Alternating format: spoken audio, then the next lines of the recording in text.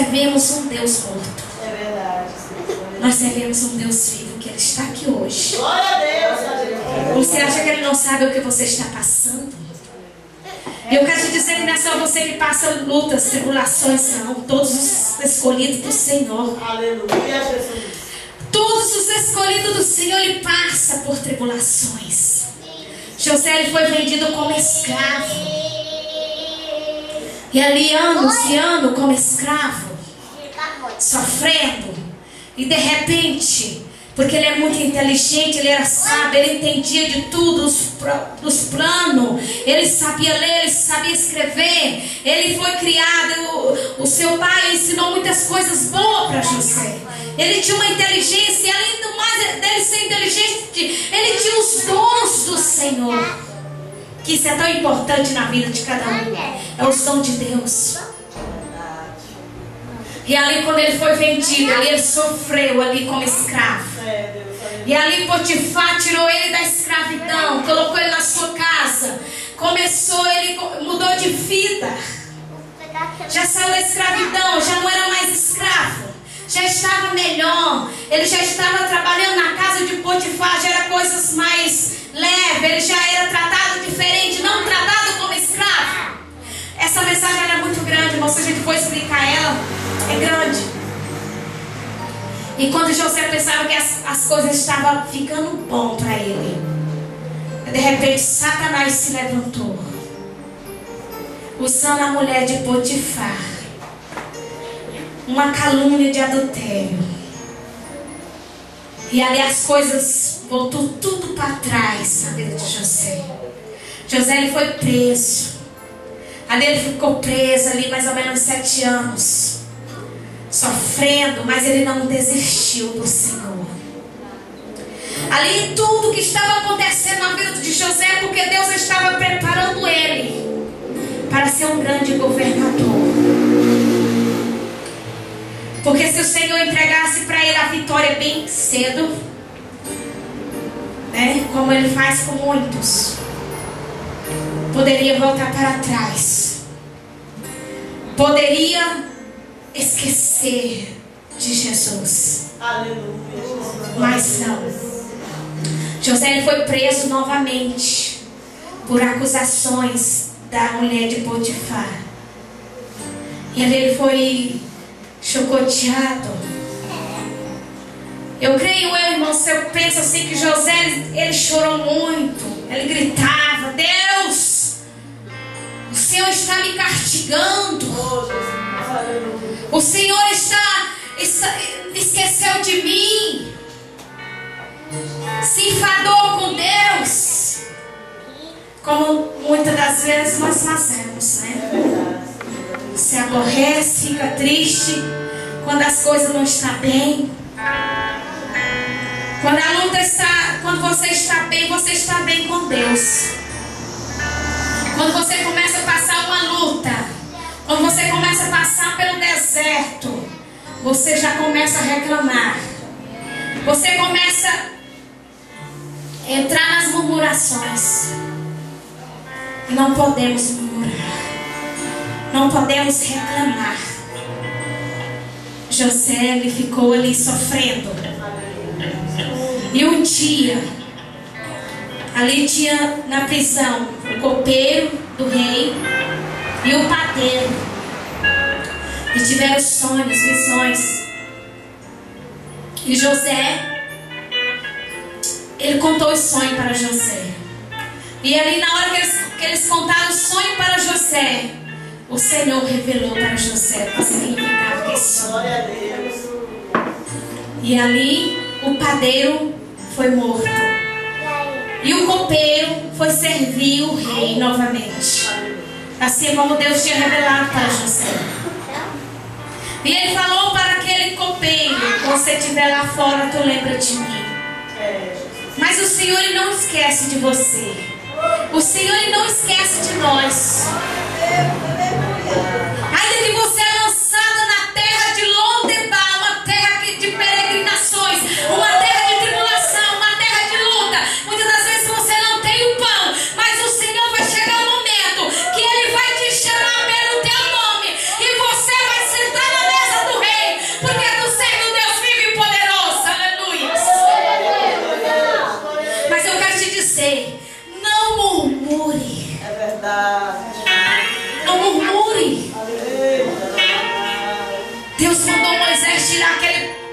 multidão do Egito.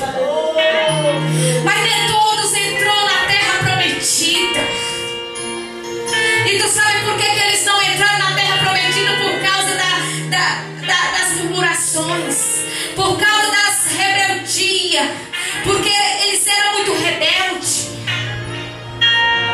E nós não podemos murmurar, nós temos que ser humildes para o Senhor.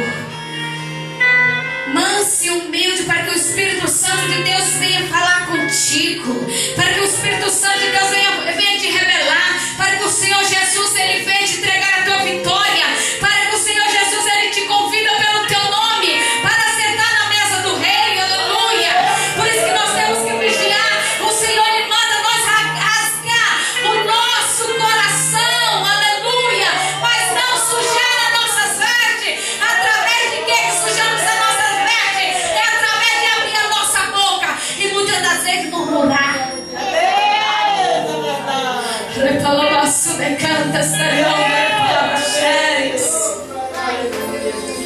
Aleluia, Jesus.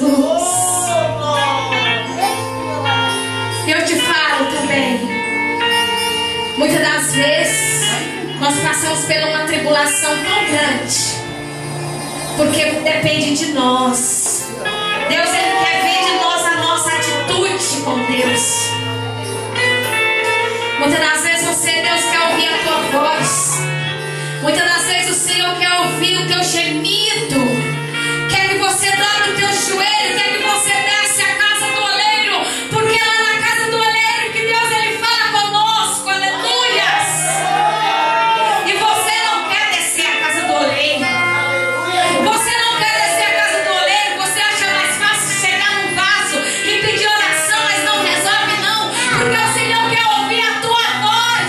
O Senhor quer ouvir as tuas lágrimas, o teu argumento com Deus. Ele quer ver teus joelhos dobrados e falando com o Senhor: Deus, eis-me aqui. Aleluia. Nós temos que ter uma ousadia com Deus. Uma ousadia com Deus. Se nós não temos uma ousadia, tomar uma decisão, uma posição diante do Senhor, muitas das vezes nosso altar está quebrado. Elias, quando mandou Deus descer do fogo do céu para queimar aquele altar, primeiro ele consertou aquele altar. E muitas das vezes o Senhor quer que nós consertamos o nosso altar, para que o Espírito Santo de Deus venha habitar na nossa vida, para que ele venha entregar a nossa vitória. Aleluia.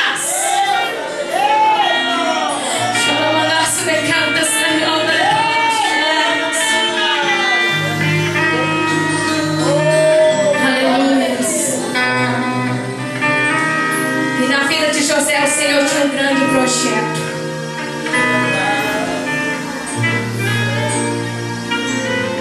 Assim como ele teve um projeto na minha vida. Eu tinha ido para a Espanha. Quando fez um ano, eu pensei: vou voltar para o Brasil. Eu não consigo trabalhar com essa documentação, porque lá os brasileiros que chegavam lá não faz documentação muito fácil, é difícil. E eu falava: se eu trocar de nome, fazer um documento falso, eu não consigo trabalhar. Eu não consigo trabalhar com esse documento. Eu não tenho coragem de mentir, falar que eu me chamo fulano, sendo que eu não me chamo fulano. E todos lá trabalhavam e trabalham, muitos trabalham até hoje com documentação falsa. E eu pensei, como uma amiga minha falou assim: Eva, você não tem coragem para trabalhar com essa documentação falsa, é melhor você voltar para o Brasil, porque aqui sem documento, sem trabalhar com esse documento, ninguém trabalha. Se você não tem coragem de trabalhar com essa documentação, volta para o Brasil. É melhor você voltar para o Brasil. Eu pensei assim: sabe o que é verdade?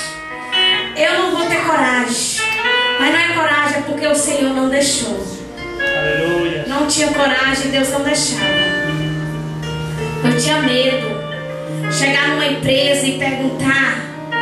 Eu até hoje, meu esposo ele fazia currículo para mim com minha documentação verdadeira, que hoje eu tenho o DNI espanhol.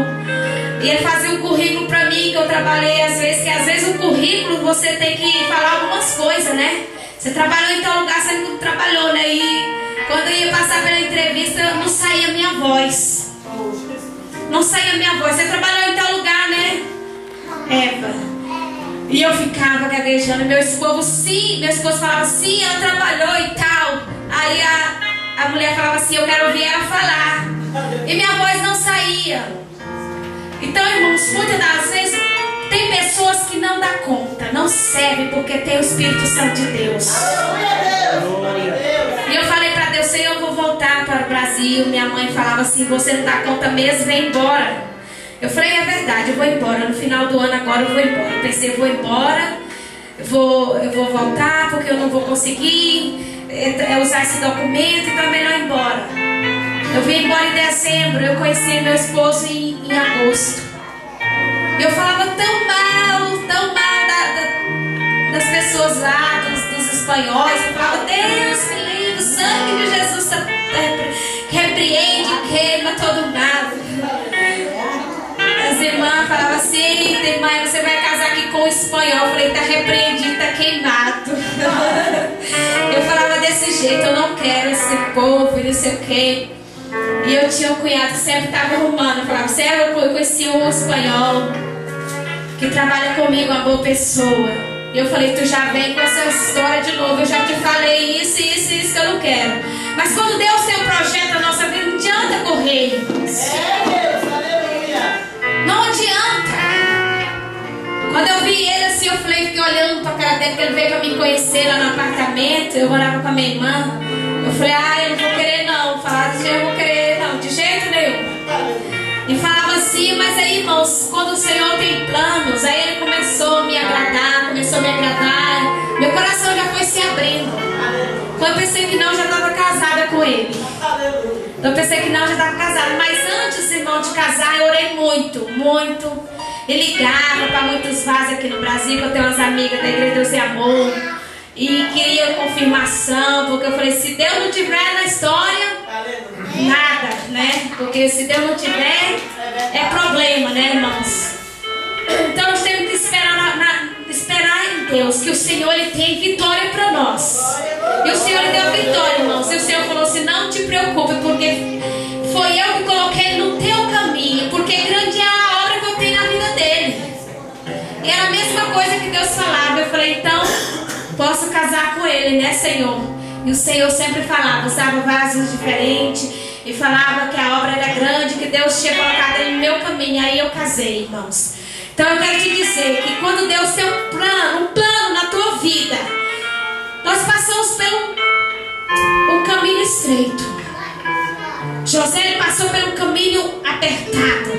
José ele passou pelo caminho estreito. José ele foi para o deserto, mas foi para a preparação, para sentar na mesa do governador, para ele ser o governador do Egito. O Senhor tinha vitória para ele, não só para ele, mas para a família. Não era só para José, mas era para a família de José, para Jacó, para seus irmãos. E as revelações se cumpriu. Quando Deus fala, irmãos, muitas das vezes murmuração, às vezes atrapalha nós receber as bênçãos do Senhor.